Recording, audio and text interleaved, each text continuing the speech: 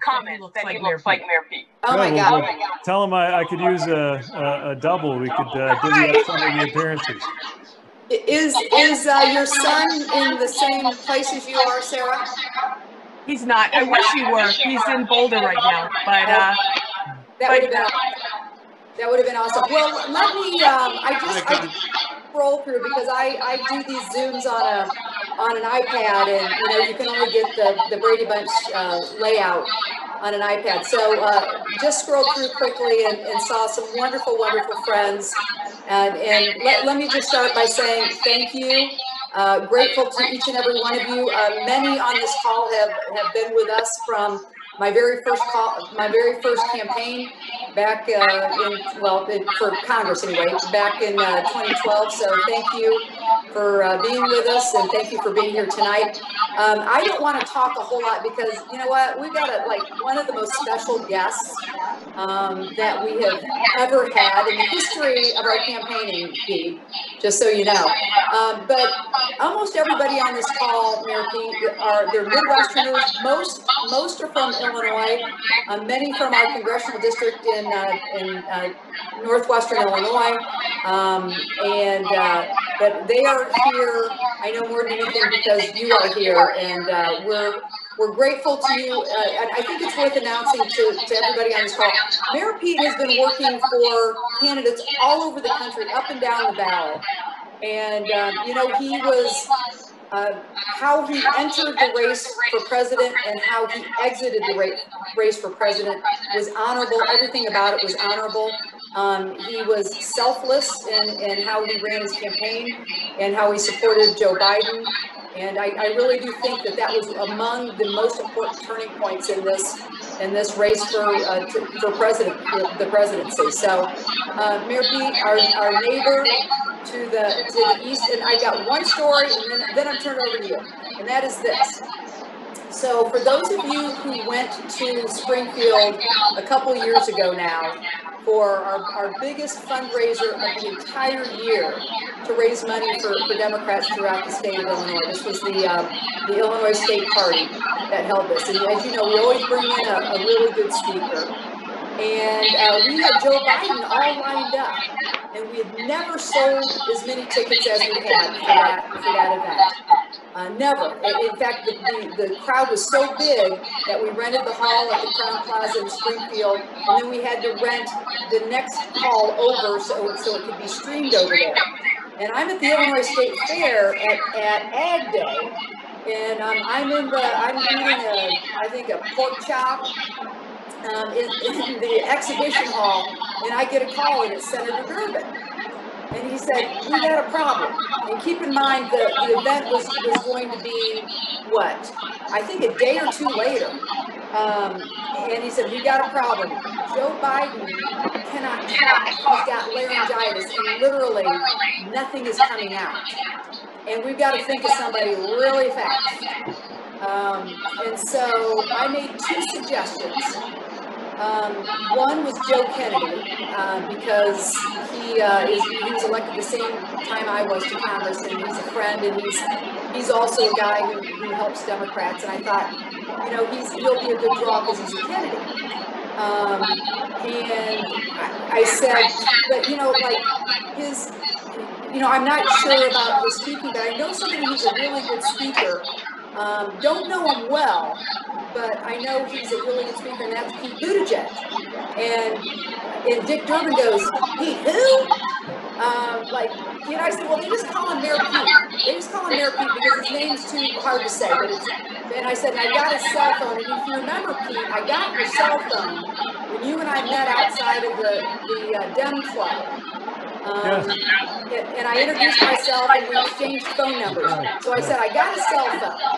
So Durbin said, okay, I'll give him a call. Because I said, well, he's over in Iowa. He's over in Indiana. He's the mayor of South Bend. And so Durbin calls Mayor Pete, and he agrees to it. And like I said, this was literally I think 48 hours before this thing was going to be held. And so Pete comes, And if you guys raise your hands, I think you can do that electronically, like if you heard Pete's speech that day in Springfield. But literally, I can't, Dave was there, John was there. But anyway, I can't even tell you how many. I think Durbin said the story from the stage that I suggested Pete. But anyway, he knocked everybody's socks off.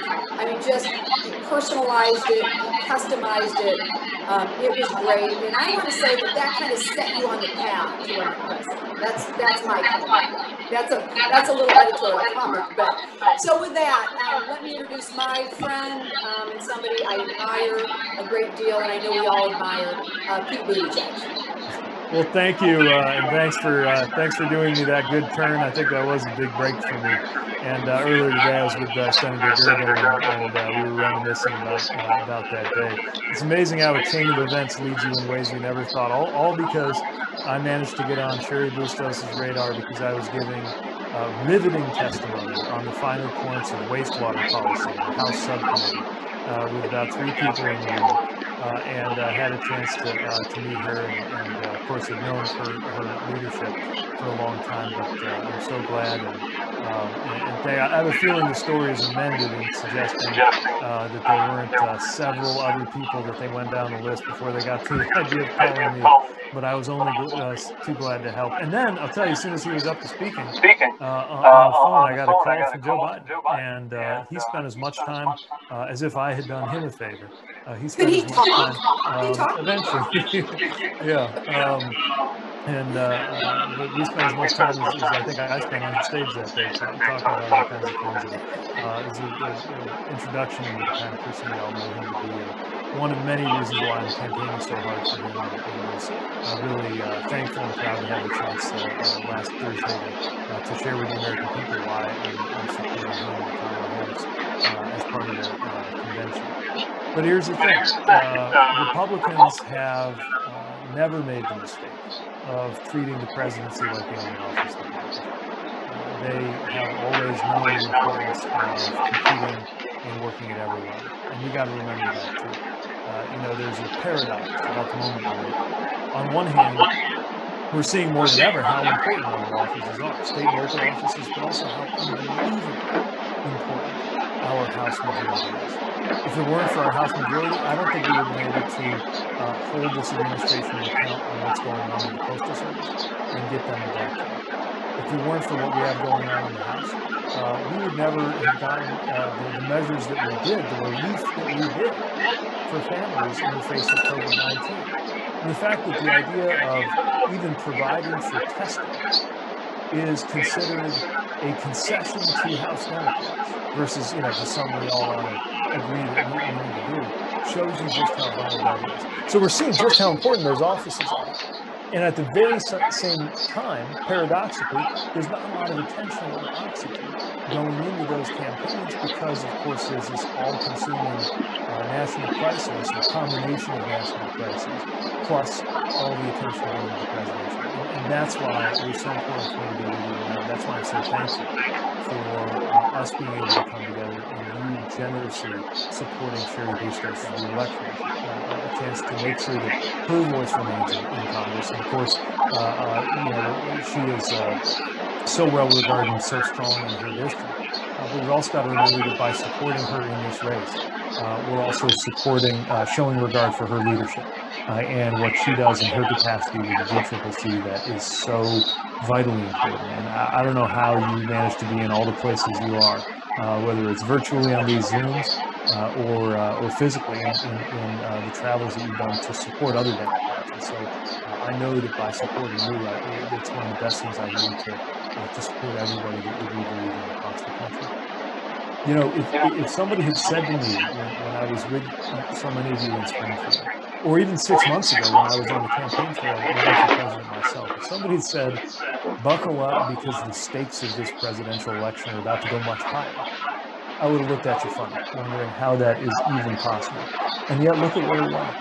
You got a sitting president who says that the only way that he's not getting reelected is if the election's illegitimate.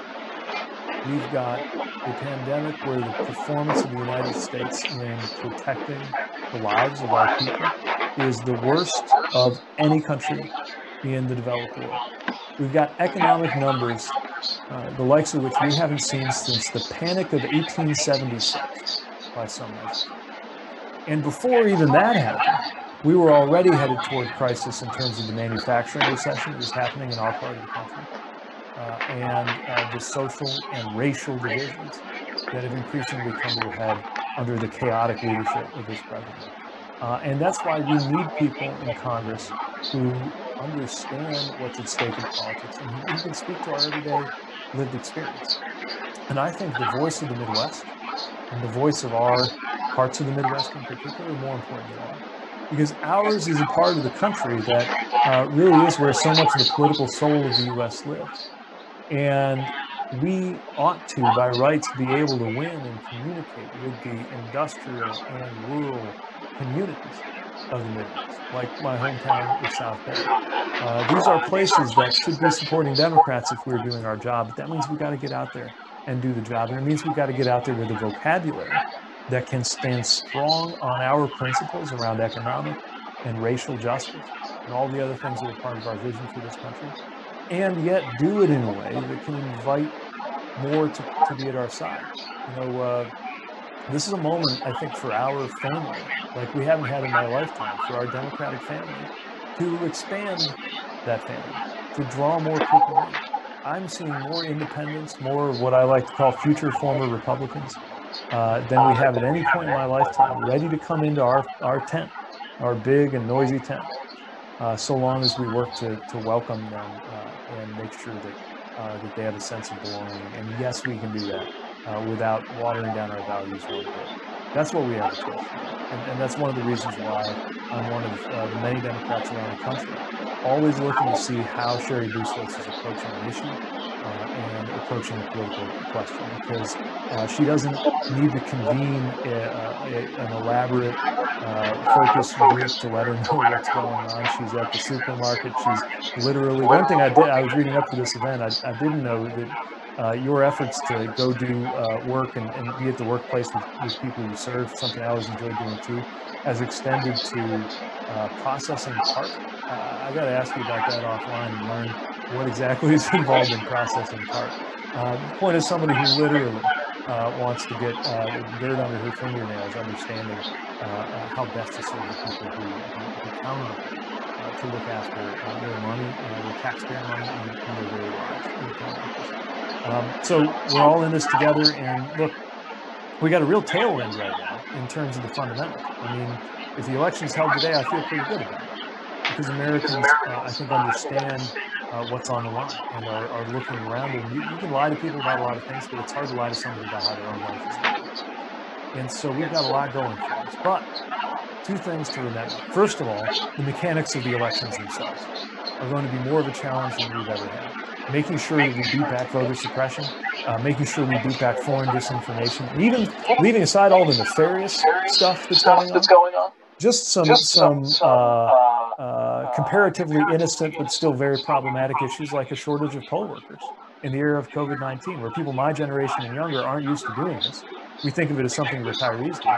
And for exactly that reason, these polls are going to have a hard time getting fully staffed with the volunteers who really run our elections in this country, and there could be fewer polling places. Issues like that, we really got to get out of hand. Issues like, how do you get out the vote? How do you kick off a canvass or run a phone bank in a pandemic era where we can't even gather under one roof?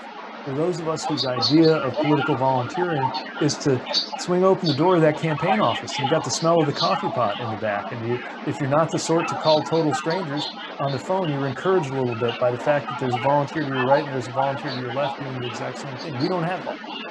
But we are finding new ways to go. We are innovating, and that's going to be so critical. So that's challenge number one, and one of the reasons we got to keep our foot on the gas and have the resources at every turn. And then there's challenge number two, which is the unknown.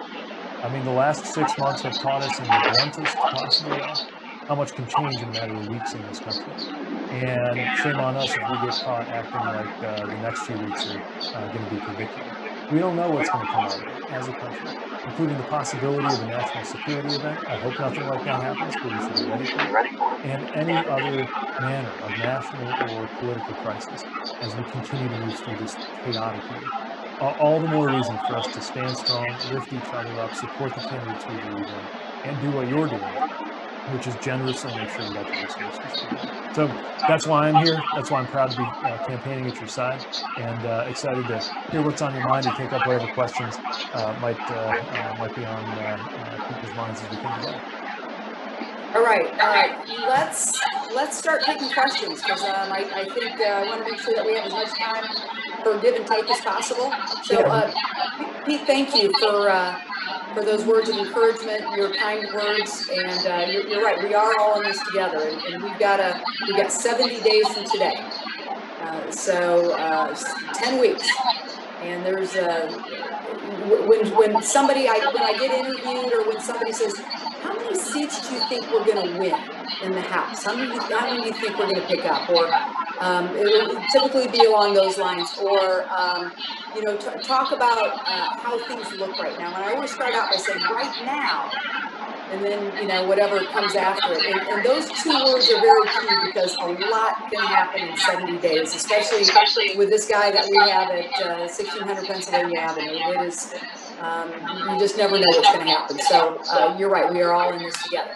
All right, Dave, are you managing the people who want to ask questions and unmuting and all that stuff? Yeah. So I have quite a list, actually, of people that have already reached out. So I'll call on you. You can unmute yourself, ask your question, and then we'll just take it from there. So our first comes from John Gray.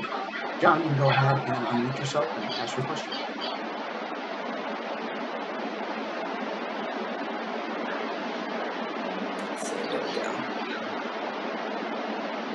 John, you there? Can you hear me now? Oh, there you are, John. Go ahead. One of my concerns is, how do we get heard with our message when Trump is dominating the media time every day? It just seems like without rallies, how do we get heard? Yeah, so I think, this goes to how important it is for us to be original in our outreach. And it's, for example, one thing that was very successful in our Iowa campaign was an approach called relational organizing. So recognizing that what's often more powerful than anything somebody sees in an ad on TV or online is just hearing from somebody they know. And again, the DCCC and others that I'm teaming up with and happy to be in the ring with, are pioneering new ways to do it. We've also got to make sure that we have a message that makes clear what we're for, not just what we're against. Look, if you haven't made up your mind by now about the nature and character of Donald Trump, it's hard to picture something that would get you to shift if you haven't shifted by today. But there are a lot of people deciding whether to vote at all. And there are a lot of people who are just trying to get a sense of what we're about. They already know what we have to say about the other guy. What are we here to do? And that's one of the things I really appreciated about the Democratic National Convention. It was a chance, I think, to paint a picture of what a future is going to be like when we have a greater sense of belonging, when we take care of each other, when we have empathy as well as confidence in each other. Now, let me mention one other thing. There's quality and then there's quantity. When the leader of the free world is behaving like a lunatic, he will get more attention than anybody behaving wrongly. It's just for the same reason that if it bleeds, it leaks, that chaos gets attention. Now, that in and of itself that doesn't mean we should think of ourselves as losers. Again, we're winning. He is even more unpopular these days than usual. So it's not about trying to emulate him or get the same kind of manner and nature and volume of attention that he's and I think it'd be a mistake for us to go after that. The important thing is for people to understand how their lives are going to be different if we win than if we go on with the legacy. And the more we're talking about that, I always said on the campaign trail, the less we're talking about him, the more we're talking about you. And the more we're talking about you, the more I think we're going to win. Well put. Thank you. My other question is, it seems like we're spending an awful lot of time blaming Trump for the mess he's made of handling the COVID-19. It seems like we need to get off that and move on, as you said, to messages about what we're about. Well, let me respond to that for just a second. There is nothing more important to people and their families than healthcare. There isn't. And, last term, I was one of the co-chairs of the Democratic Policy and Communications Committee. So, you know, I had access to all of the polling in the toughest districts in the country, and as the chair of the Democratic Congressional Campaign Committee this cycle, same thing. We poll, by the way, in 57 of the toughest districts in America, because those are the ones that we have to hang on to hold the majority, the Democratic majority, and how we can grow it. And I can tell you that this is the biggest issue. It's healthcare, and how he's handling this pandemic does matter to people. We are closing in on 180,000 Americans who have lost their lives. If you listen to NPR this morning, no, I think it was the Daily. Where they talked about it's entirely realistic that we could lose 300,000 lives in the near term. And so how he's handled this, you know, how I talk about this now is Democrats have increasingly become the party of healthcare. It is, we wrote the Affordable Care Act. President Obama signed the Affordable Care Act. We insured 20 million additional Americans. And what is going on the other side? You've got President Donald Trump talking about drinking bleach, and the Republicans in the House and the Senate not saying a word about it.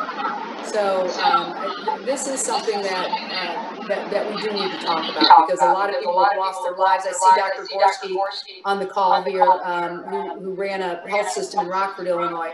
Dr. Gorski, you see, you know, the number of those cases that are continuing to grow in our congressional district. And so I guess, you know, my answer to that is we should be talking about healthcare, because it is something that matters a lot to families.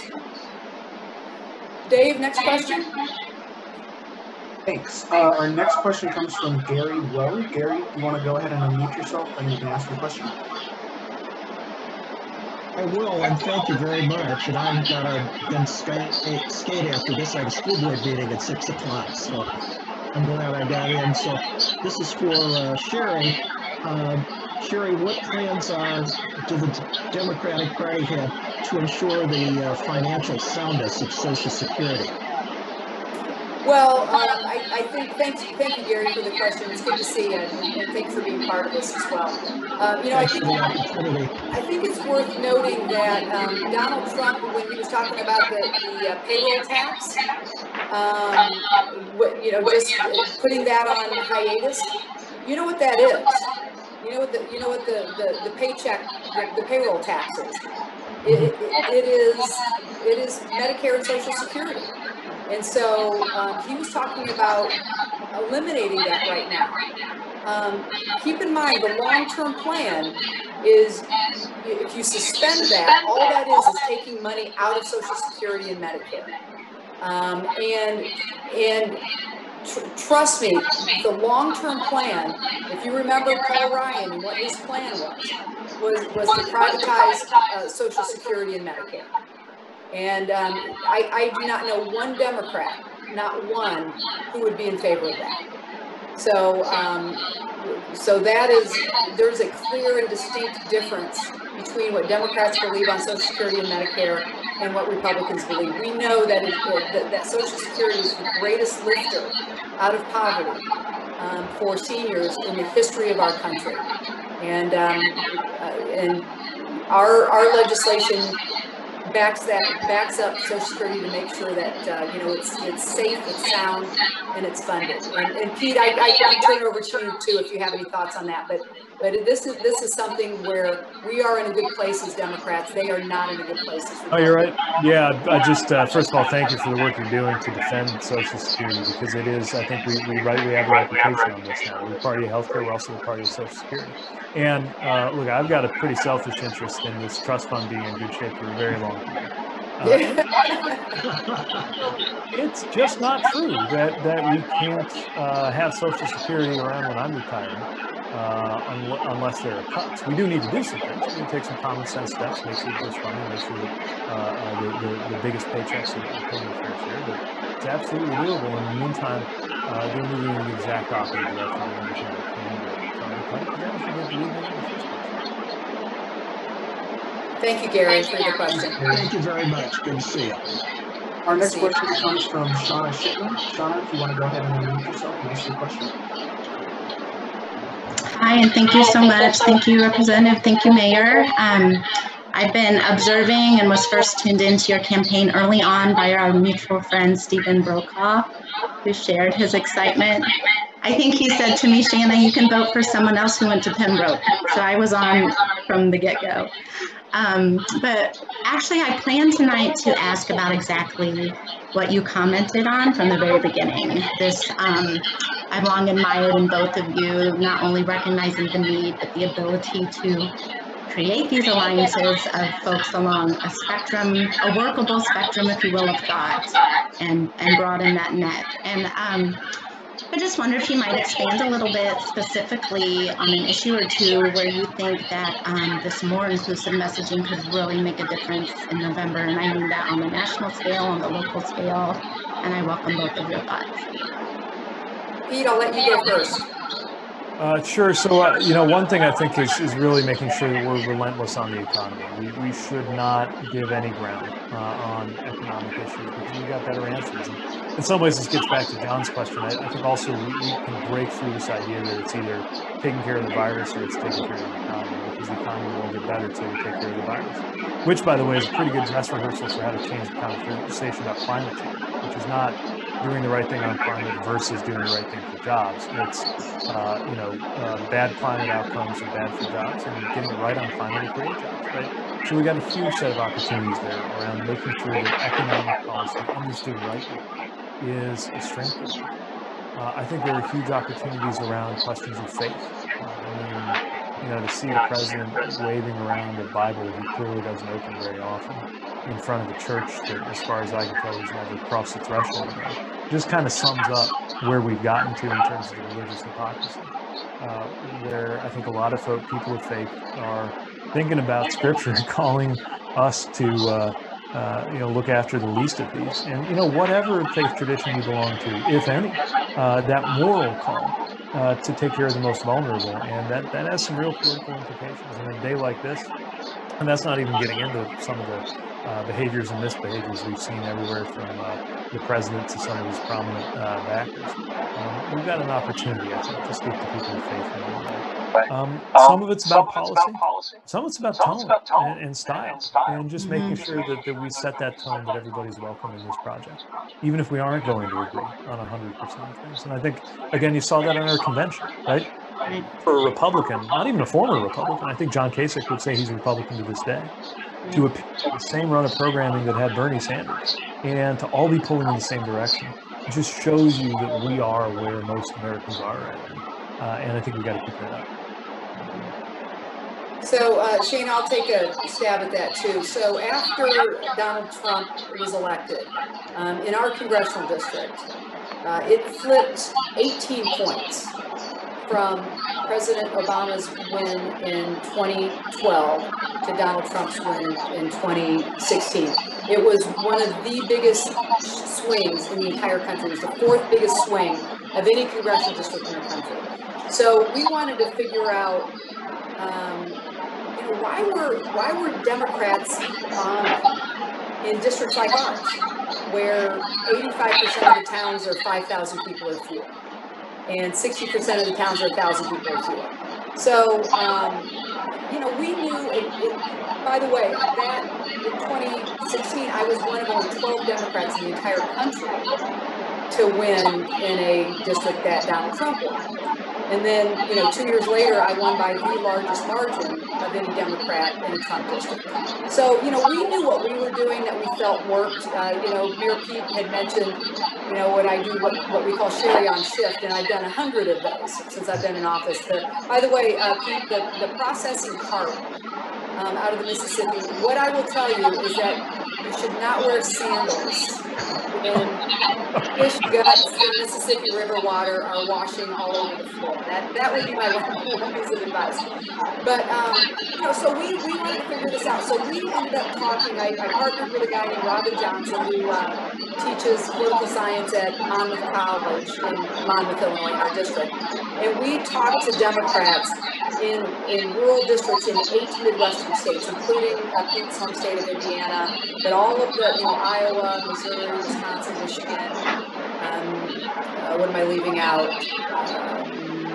Minnesota, but 8 Midwestern states. We talked to Democrats who had been successful. And, despite trending against Democrats, and, the common denominators are exactly what Pete said. You got to be open to talking about things like faith.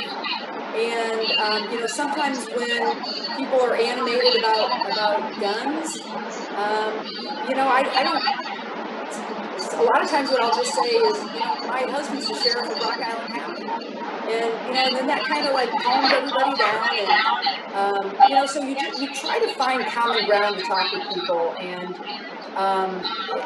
there are so many things that bring us together. And even like in the moment that we're living through right now, this pandemic, and a lot of, when we're talking about race and social justice, what you realize is even issues like that, there's so much more we have in common.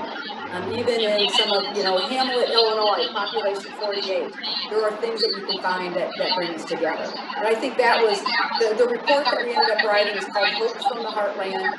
And if anybody wants to have a deeper understanding about politics in the Midwest and in the rural Midwest especially, I will recommend the reading.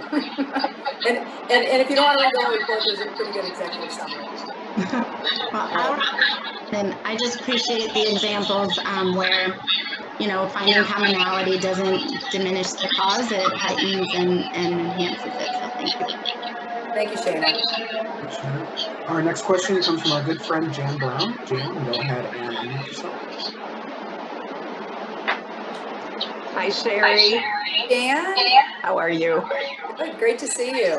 Good to see you, and thank you for being here and with Mayor Pete. So my question, I had several, so I'll pick one.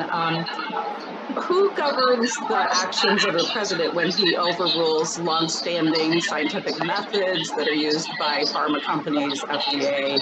And I'm speaking specifically about the convalescent plasma for COVID-19, but this could happen again for some other remedy, if you will. Well, Pete, you can start since you wanted to be president. I'll give you the nutshell answer. Part one is presidential restraint matters. I don't care how many restrictions or customs or norms or laws. I mean, all of that's really important too. It also just matters who the president is. I don't think we realized until we got this president just how much we count on presidents to just not do certain kinds of stuff. And you used to be able to assume that it was true. And the moment you couldn't assume it, all kinds of problems were going to happen. So that's the part of the problem I was working on as a presidential candidate. And that's the part of the problem I'm working on, obviously, when I do everything I can for the Biden-Harris campaign. But the other answer to your question is the United States Congress. And that's why it's so important to make sure that we send back Cheri and an even stronger House majority next time. So that leads, I'm sure some thoughts that you have on how you're able to conduct this oversight and just draw those right boundaries.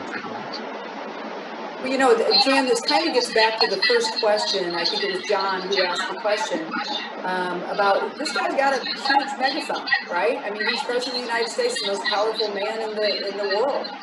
And, look what we've done. I mean, we've impeached the guy, right? Look at Elijah Cummings, God rest his soul. But look at how he handled the Oversight Committee. Now Carolyn Maloney just had a hearing yesterday. If you didn't watch any of the questioning of Postmaster General DeJoy, I mean, that's an example of how we're trying to hold this administration accountable. A woman like Catherine Clark, a member of Congress from Massachusetts, she's been brutal about grilling the education secretary, DeVos, who's been a disgraceful education secretary. So, I mean, we can use the power of oversight, and we've done that in hearings. We are co-equal branches of government, for all the constitutional experts on this call. I know we have some lawyers. I see Ted Karras here, and I see some other lawyers on the. Oh, Tim. I see Tim is on the call. So, but we are co-equal branches of government. But he's got a very big megaphone, and he's doing just some. You know, I mean, look what he's doing to the environment. Look what he's doing to the safety of workers. Look what, you know, he's doing. You know, here's a guy who talked about hydroxychloroquine, where it's been, you know, we know it's dangerous. You know, it's not just we shouldn't be talking about it, but it's dangerous. Now he's talking about this plasma that's, you know, we don't know exactly what's safe and what's not. He's on this, you know, we should be in a hurry to get a vaccine, but we should be in a safe hurry to get a vaccine. And there's a reason why, you know, now he's even overruling the FDA. So he's a dangerous man. And I, you know, I thought one of the most important messages of our convention this past week was the closing argument from Michelle Obama, when she talked about having a plan to vote. By the way, to the women on the call, didn't you love the necklace? Where she had vote on it. I know a lot of the guys didn't even notice it, but that necklace was so Ken. But a lot of the women were like, I want one of those necklaces. But I thought that was one of the most powerful closing messages. You've got to have a plan to vote. Remember when she said, grab a brown bag dinner if you want to go vote in person because your lines might be long. Have a plan. Apply for your ballot early if you want to vote from home. Voter education is going to be critical in this. So to your point, Jan, we got to get this guy out. He's dangerous, and we got to get him out. Thank you. Thanks for your question. Great to see you. Good to Our see you. next question comes from Mr. Cheri of Peoria. Mr. Reddy, if you'd like to unmute yourself, you go ahead and ask your question. Hi, Congressman. Hi, Chet. Good to see you. Nice to see you. How you doing? Good. Thanks for doing this, and thanks for being here, Mayor Pete.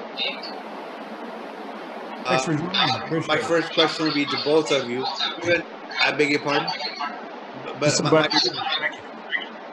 But my quick question is, what do you think our relationship with China should be going forward, given that it's changed so much under this president? I mean, I'm in the expectation that we're going to win the presidency.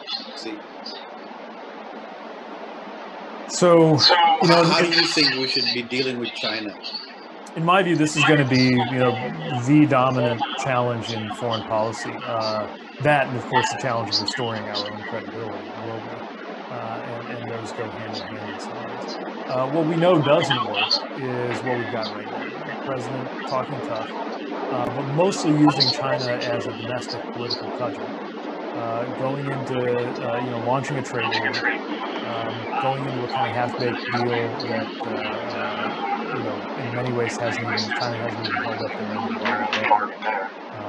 By the way, some of these trade things, again, were only improved because House Democrats were pushing for more improvements to make sure they made sense for American workers and had the enforceability and the protection. And at the same time, some of the most egregious abuses by China got a pass, or even a green light, according to John Bolton, from this president. I mean, basically signaling his approval on the treatment of the Uyghur Muslims in Xinjiang, which, you know, right now there's a very live debate in foreign policy over the extent to which this qualifies as genocide, and it's getting a green light from this president. The treatment of protesters in Hong Kong, there for democracy, really didn't get even moral support from this president. And so totally upside down. The reality is we should be engaging when we can, when there's common interest in things like fighting climate change, if we can get them to come to that in good faith. Shared challenges that frankly just won't get fixed unless there's some measure of cooperation. And at the same time, we've been very realistic about the way that they're often using technology to perfect their version of dictatorship. And we can't be part of it. And we've also got to make sure we're not vulnerable with our supply chains to, you know, in everything from critical infrastructure, electronic components to pharmaceutical supplies, where we have a real vulnerability. So we don't have to go into this Trumpian worldview where the only choices are, you know, trade war, tough talk, and meanwhile accommodating all the wrong things. or just closing off completely. We have to engage. We have to engage more than ever, but we got to engage in a smart way that leads with our values, that understands that if we ever try to sell out our values because we think it's in our interests, we're going to wind up torpedoing both. And, you know, above all, when we're dealing with China, whether it's on trade, whether it's on human rights, whether it's on participation in the international community, we got to be credible. And we're only credible if we're practicing what we preach about. We can only lead the world in dealing with climate change if we're actually leading on that agenda. We can only talk about human rights and democracy around the world if we don't have a U.S. president echoing the vocabulary of dictators, talking about the press like they're the enemy of the people. If we have our house in order here, we become more authoritative everywhere else, including when we're dealing with China, which, let's face it, is going to be a real challenge. But I will never allow this president to try to use that as an issue that somehow benefits him. When earlier this year he was publicly praising the transparency, that was his word, the transparency of Xi Jinping, specifically in dealing with the coronavirus. It couldn't be more upsetting. Yeah, I think the only thing I would add, I agree with what Pete said, and he was very articulate. Do you speak Chinese, by the way, Pete? I know you speak like 5 million languages.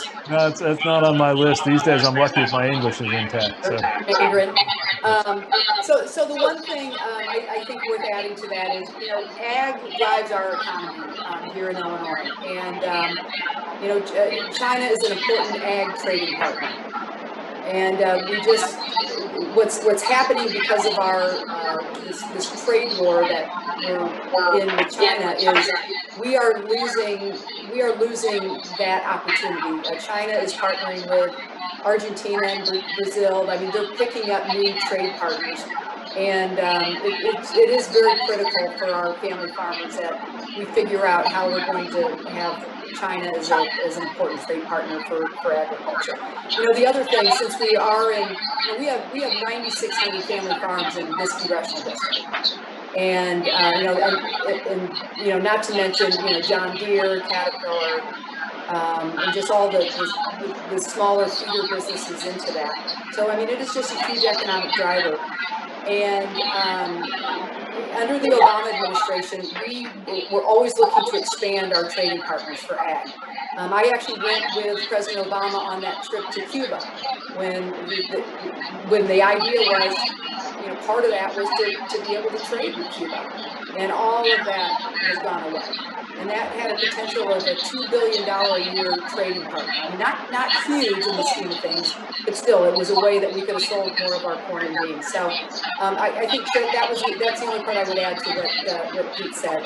And the other thing, just for a little more clarity too, when Pete was talking about the pharmaceutical, what's happening is the reagents that are used for our pharmaceuticals, 80 to 90% of those are made in China.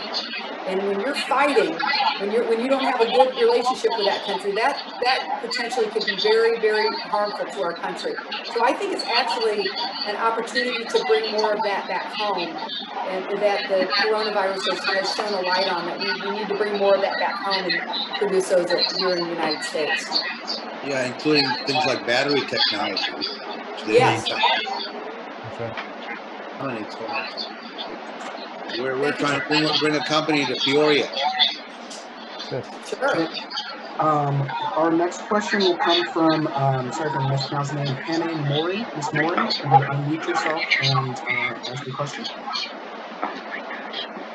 Okay, oh wow. Hello. Hi. Hello. Okay, so I actually, my question was really about, I grew up in a red state, and I have family members who are Trump, I think mildly, who don't think of Donald Trump as we do. And I was so you kind of answered this already, but I wanted you to, what can you do, what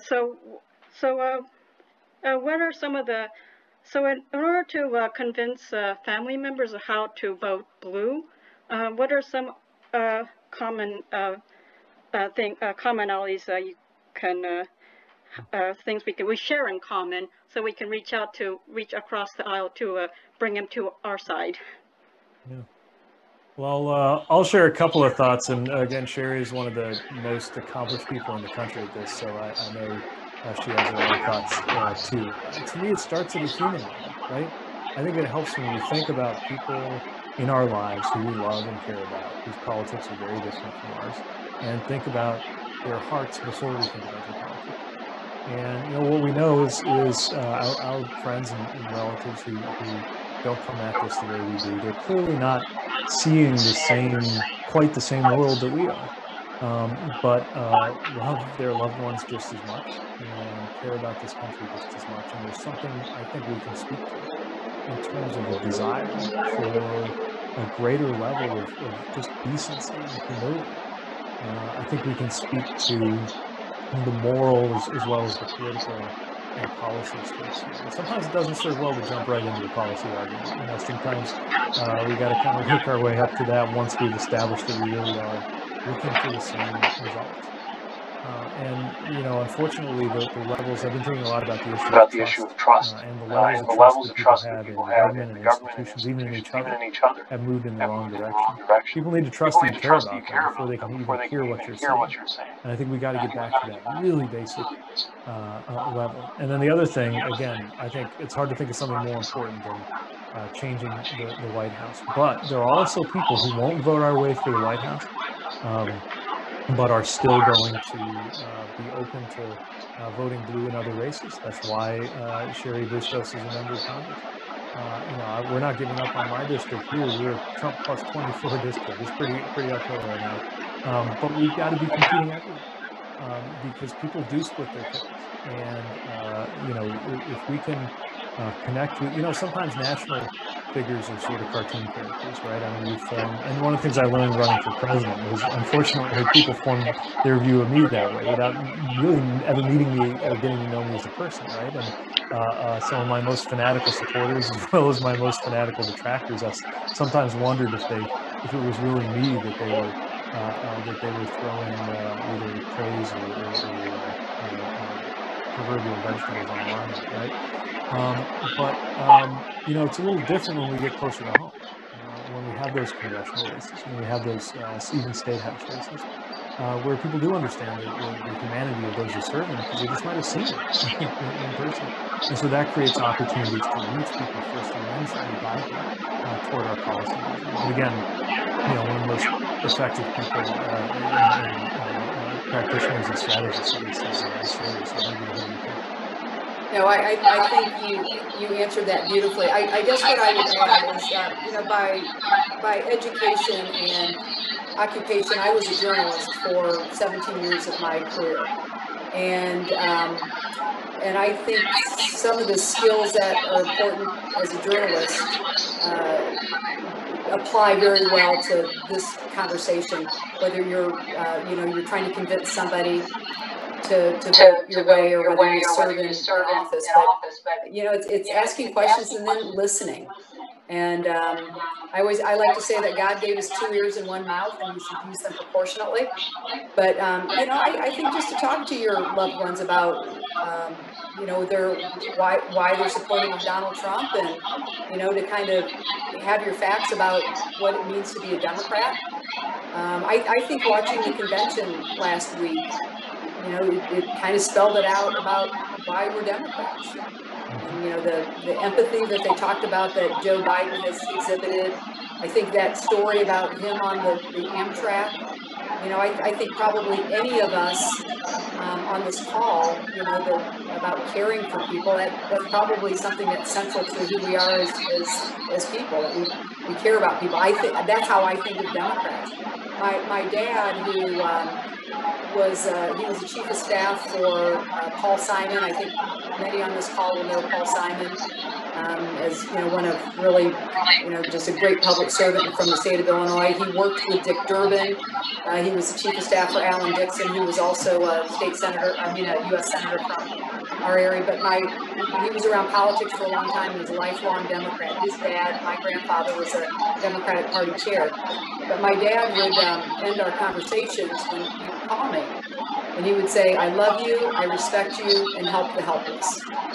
And I think you know, being the voice for the voiceless or helping the helpless, I think that is a lot of what it means to be a Democrat. So you know, but I think it's listening to your loved ones, your family members, and hearing them out, and then just kind of stating your case about why you're supportive of Joe Biden or why you're a Democrat. Dave, I think we have about 5 minutes left. Right. So let's take one quick question from Sarah Morris, and then we will conclude with your final statements. Thank you. Thank you so much, Denise. Thank you. Cheri, you are wonderful, and I'm so happy to be here to support you. You are Wonder Woman, truly. So thank you for everything you're doing. And Mayor Pete, you are the definition of value add for this party. That you are now such an integral part of the conversation and getting people excited and passionate about the party and about voting and about just, I can't tell you. I had one of those driveway moments when I first heard you speak, and I was just captured. So thank you. Just keep doing what you're doing. I have an easy question, which is, what was your favorite part of the convention, aside from the wonderful Zoom with the other presidential candidates, which was really great, and Vice President Biden's speech was, what was your favorite moment that you came away with? And Cheri, you too.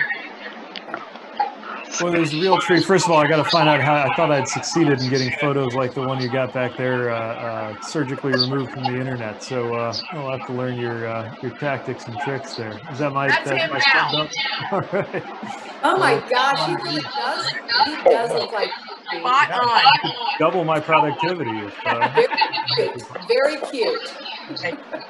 So what a great convention. I'll be honest, I wasn't too sure about this whole digital thing. I knew we had to do the virtual format. I wasn't sure it was going to work.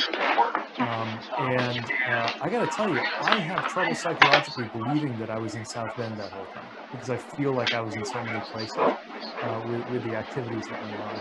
As far as a favorite part, you know, I thought hearing from Braden was great. The young man with the speech impediment that Joe had reached out to. Like you said, the moment where all the former candidates was really important, really special. Moment after moment.